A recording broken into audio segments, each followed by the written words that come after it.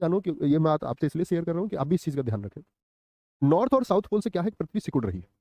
भारत अपना क्षेत्रफल खोता जा रहा है, ये दुनिया अपना क्षेत्रफल खोता जा रही है, बहुत धीमे स्तर पर। लेकिन वो प्रक्रिया धीमी बेशक है, लेकिन जब आप नॉर्थ और साउथ पोल की तरफ आपका सिर करके सोते हो तो वो प्रेशर पड़ता है।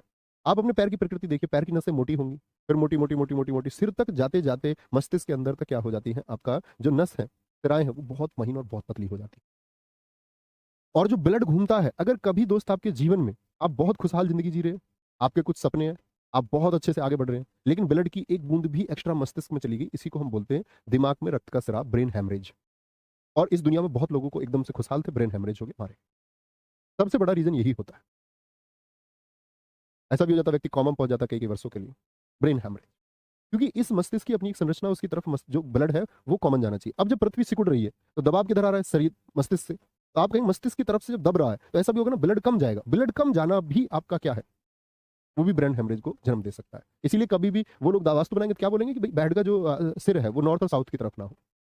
ठीक, आप भी ध्यान रखना हमेशा इस चीज का, बदल लेना डिजाइनिंग के चक्कर में। और उसका रिसर्चेज ये कहती हैं आपका कि उसका आपकी बौद्धिकता पर बहुत प्रभाव पड़ता है।